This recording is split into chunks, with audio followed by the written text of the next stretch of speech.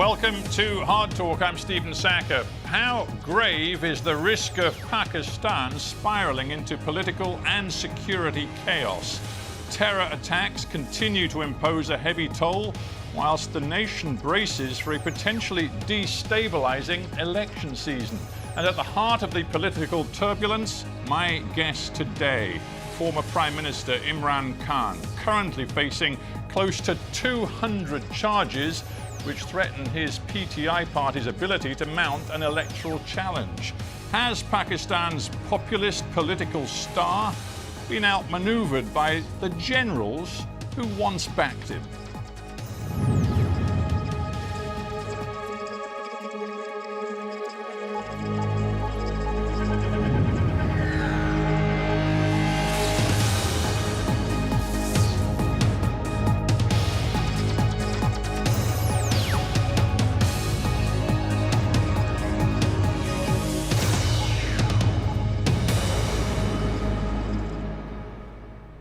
Imran Khan in Lahore, Pakistan, welcome to Hard Talk.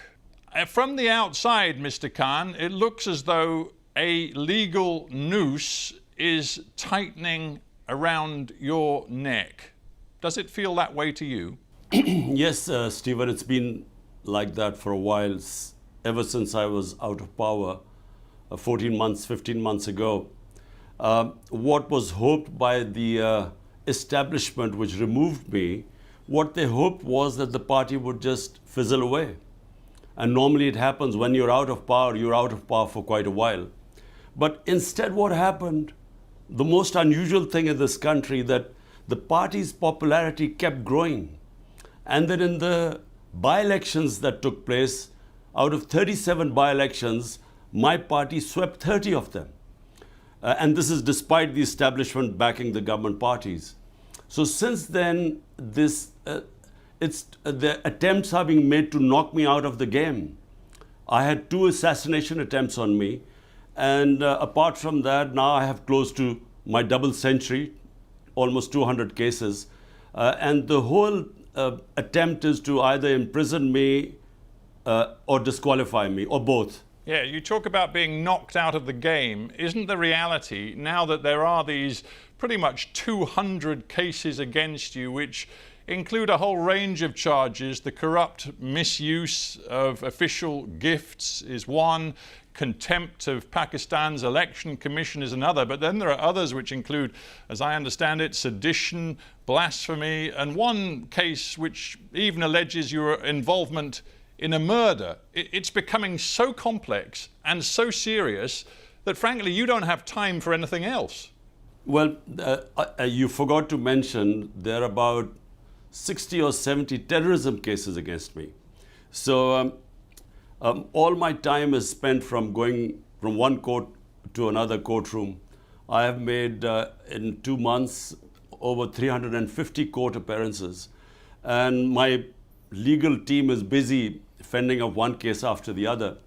But the thing is, nothing sticks, because these are frivolous, bogus cases. And what now they are planning to do is to have military courts. And this is right now in the Supreme Court, whether the courts will allow military courts or not. And the objective of the military court is that there I certainly will be sentenced. Mm. Your contention, I guess, is that you're guilty of absolutely nothing. Is that it? Absolutely nothing. Look, Stephen, someone till the age of 70 never had one criminal case against him. In the last few months, how can you have 200 criminal cases? And here's someone who this country knows for 50 years. You know, I'm not someone who this country doesn't know, not just as a cricketer, as someone who has done the biggest charitable projects in our history, who people give more money than anyone in our history, so who trust them, who trust with their money. So people don't believe this. And as a result, according to the opinion polls, rather than the popularity going down, it is just going further up. I'm sure you're familiar with the notion of karma and the phrase, what goes around comes around. Would you accept that one problem for you is that the positions you stake out today are very different from the positions you've taken in the past. And when I say that, I'm thinking, number one, of your enthusiasm for the court's ruling that Nawaz Sharif, back in the period before 2018, should not be allowed to run again for public office. You, for a couple of years, demanded that he be barred from politics.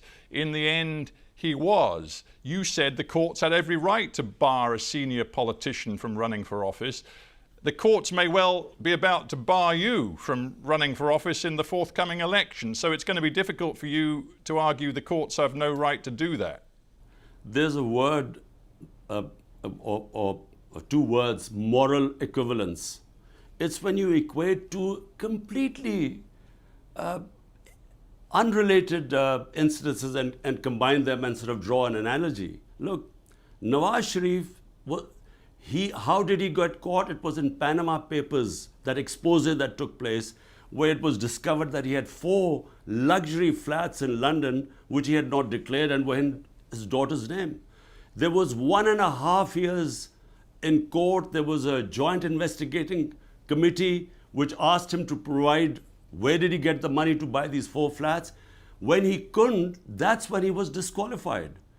It cannot be compared with me, where out of almost 200, there are only 2 corruption cases and both I'm fighting, and I'm telling you that both the cases, they will never find anything because there was no corruption. You can't compare him 4 luxury flat worth millions of dollars in London.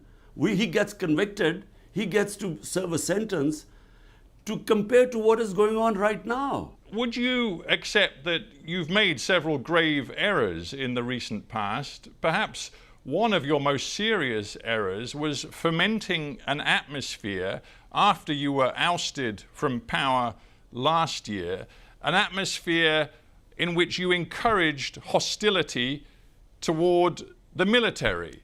And when you were arrested in May of this year, your supporters immediately took to the streets in violent protest, which included violence directed against military targets, including the house of one senior general.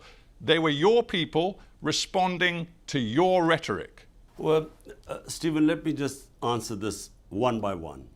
Number one, in my 27 years in politics, never have I told anyone ever to be violent.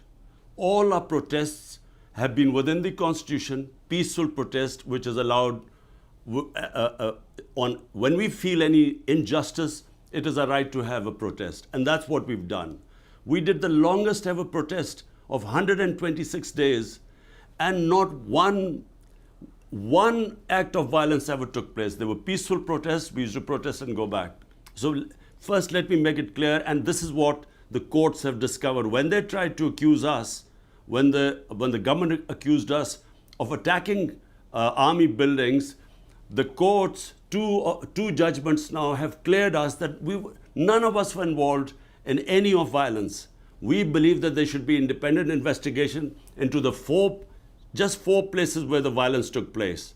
But hang on, did you not think for a moment, knowing Pakistan as you do, the polarized feelings amongst your people, did you not think for a moment it was irresponsible of you in the months running up to May 9th of this year to be accusing the military of essentially running a puppet government, of launching a coup d'etat, of taking over Pakistan and completely undermining its democracy? Did you not for a moment think that that might lead to trouble? So, Stephen, what you're saying is that I should not tell what was the truth? Everyone in Pakistan knows what happened. The defense minister, the current sitting defense minister, who's now, who was in the opposition, he has given a public statement that way back in 2020, we were 6 months down the line in our government. He said that the army chief told him categorically that he wanted to get rid of my government. And had it not been for 2 years of COVID-19, which is why he held back, that's the only reason he didn't remove our government. Now, this is from the current defense minister. So no one in this country is in any doubt that it was the ex-army chief who removed my government. In fact, he has bragged. He said he thought Imran Khan was dangerous for Pakistan. That's why he removed me. So this is just a fact. Well, no one. I talked about karma. Yeah, I talked about karma before. The truth is, you rode the tiger of military support for their political candidate. You rode that tiger yourself in 2018. You were close to the military. You remained close to the intelligence services and the military in your early years in power. And it was only when you fell out with the military that you decided you wanted no military meddling in politics. Again, it's hypocrisy. One of the army spokespeople said, well, Imran Khan is the biggest hypocrite. So, Stephen, I need to correct you again. My party is the only party that was not created by military dictators. People's Party, Ayub Khan, the first dictator, Zulfikar Ali Bhutto was his minister for 8 years before he left his government and then created the party. Nawaz Sharif was manufactured by General Ziaul Haq.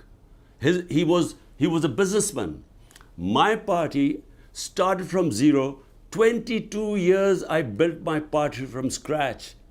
And then, if in 2018 the army backed us, then how come, then despite the establishment openly going against us, trying to dismantle us, how come after we are out of government we win 30 out of 37 by-elections?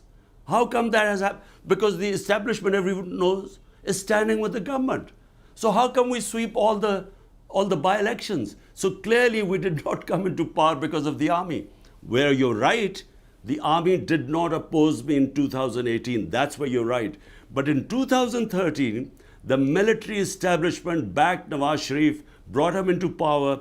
That's why we did this protest for 126 days, because we wanted the audit of the elections, because we knew the elections were rigged. But when in 18 we came into power, we asked the opposite. We asked them to open the elections because we knew we had won free and fair elections. Isn't the truth, though, that you believed after you lost that vote of confidence in 2022, you believed you could use people power to force the army to come back to you, in essence, and you were wrong. And going back to what happened in May 2023, when your supporters went to the streets, they committed that violence, including against key military infrastructure, you basically crossed a red line that even supporters of your own PTI party, even former friends and colleagues in your government say is on you. It's your responsibility. To quote your former defense minister, Pervez Katak, he says, all of the political representatives of my new party hold Imran Khan responsible for the tragedy of May 9th. He said Imran Khan's anti-state agenda has been rejected by the masses and his own party's former leadership.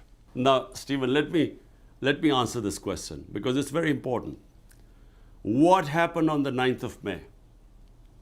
On the 9th of May, I'm sitting in the precincts of the Islamabad High Court.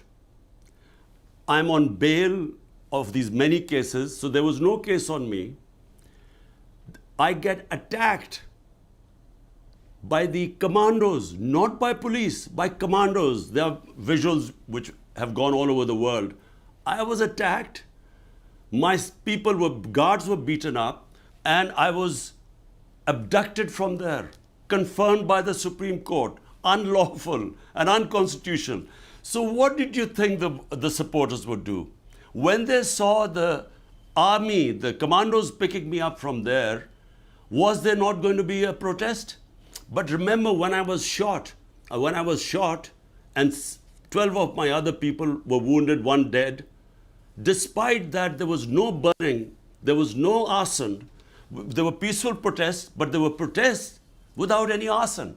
So how come, this is the big question, when they see me being dragged like the head of the biggest party, abducted, there was going to be a reaction. Now, point is, Were we involved in the arson? Arson only took place in 4 buildings.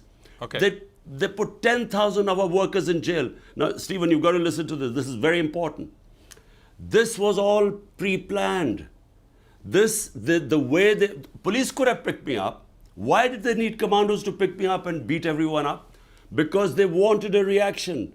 And but the reaction was peaceful, as it's always been. I want to stop you, Imran Khan, because you have made it clear you accept no responsibility for the violence around May 9th. I understand that, but my point really was to focus on the fact that since May 9th, the extreme pressure put on your PTI party, some of its members from the most senior to the most junior, has led to the implosion of your party. Some of your most senior former lieutenants like Fawad Chowdhury, Pervez Khattak, whom I've mentioned, Jahangir Tareen, they've all left. Some of them have set up new political parties. Your party, as it was, frankly, no longer exists. If my party doesn't exist, why don't they announce elections? Why did they run away from the elections stipulated by the Constitution, announced by the Supreme Court on the 9th of May in 60% of Pakistan versus Punjab? They ran away from the elections. Now they're trying to run away from the elections in October. So if my party is finished, they shouldn't be worried. The problem is the party is intact. They have tried everything. They have put 10,000 of people in jail, including women, never done before, peaceful protesters. And worse, they have put people through torture. We've faced custodial torture. It's never happened in the history of this country. And under pressure, some people have left, but the vast majority of people are in hiding today in Pakistan. All my senior leadership, which is not arrested, few of them have defected. The rest are in hiding. My workers are in hiding. I am the only one, with 1 or 2 other guys who are not in hiding, but we are more or less house arrested. But that's the point. So, that's the point. I mean, hang on. We don't have much time. Let's go on. keep some brief questions and answers. Fawad Chowdhury, who we've had on this show, who was very loyal to you, but now has quit politics, saying he can't work with you anymore. He said the other day, you, Imran Khan, have to find a way to build bridges to the mainstream politicians. And he even mentioned Nawaz Sharif. He said the country is on the brink of a terrible crisis. And it's incumbent upon you to put your own interests aside and reach out to Nawaz Sharif and others. Are you prepared to do that? The fact that the country is on the brink of a major disaster is true. We really are heading what I feel are the dark ages, because we basically have an undeclared martial law in Pakistan. I mean, the country evolved towards a democratic process over last 20 years, and suddenly there's no media which is free, and the judiciary, they're trying to control that. So we are heading in the dark ages. But what is the answer? Is the answer to shake hands with people who've been robbing this country for 30 years? I came into politics because the 2 families had destroyed our country economically. I came in because I wanted to bring the powerful under the rule of law, which is why my party was called Movement for Justice, Rule of Law. And now, am I supposed to join the same people who are responsible for destroying the rule of law in this country, who are above law, so that I again, what for? To come into power? I'd rather not come into power. I'd rather stay in the opposition. But let's stick What's with the this point idea? of coming into power if you can't bring justice here? Right, but let's stick with the idea that Pakistan faces a catastrophic future if political instability feeds into security instability, and we see that the suicide bombings, the terror continues, particularly aimed at political parties right now. And also we see a potential economic catastrophe with an IMF bailout which just stopped the country defaulting, but which nonetheless leaves Pakistan in a parlous position. Your country can't afford the political chaos that will come if you try to run in the forthcoming election. It just can't afford it. Stephen, look, the only solution to Pakistan, and any sensible person in this country will confirm this, the only solution, there is no other solution. Free and fair elections. That's the only way we will get out of this mess. What is happening is that in order to keep me out, they are dismantling our democracy. And what you're seeing in the rise in terrorism, the whole province of KP, Pakhtunkhwa, which is on the border of Afghanistan, why was there no terrorism when we were in power for 3.5 years? Why is it suddenly the terrorism is going up? Because they are no longer represented. The government in Pakhtunkhwa, where the terrorism has started, and in Balochistan, there has been a caretaker government which is not representative of Pakistan, doesn't belong to the people, and that's going there for 8 months. It's illegal, it's unconstitutional. So the answer is free and fair elections. Let the people select their own representatives and then let them sort out the problems of Pakistan. We as a representative government had brought down terrorism in Pakistan. You right now are sitting in Lahore. Every time you try to leave your home, you have to negotiate all of the armed guards and the security that surrounds you. Pretty much your only journeys right now are to the courthouse. You know that you survived an assassination attempt last November, but you've said you expect another one to come. I believe your own children have told you that you ought to get out of politics for your own safety. Why will you not heed that advice? Because it may be the only way to calm tensions in your country. Stephen, what you're saying is that we should accept slavery and not have freedom. Democracy means freedom. So what you're basically telling me is that in order to accept this fascist government, which is destroying our civil liberties by the day, they're about to pass a bill, just so that you know what we are facing right now. They're passing a bill which is called Prevention of Extreme Violence. The intelligence agencies can break into anyone's house without an arrest warrant.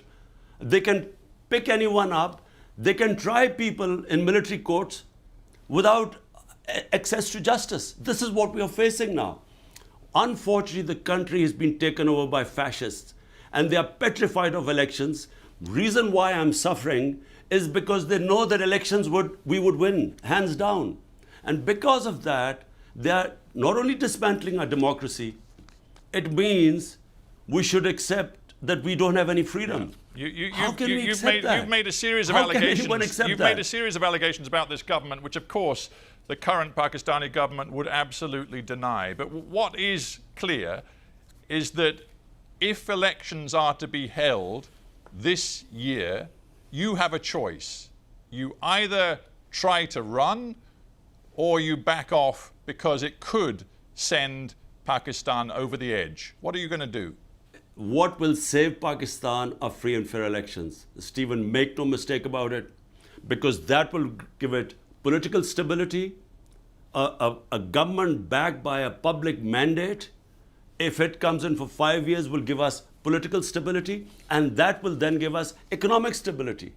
At the moment, there is no political stability and the economy is just tanked. And this terrorism is an offshoot. Right. When there's no representation of people, when they are being ruled by a center which has no idea how to deal with things as things deteriorate.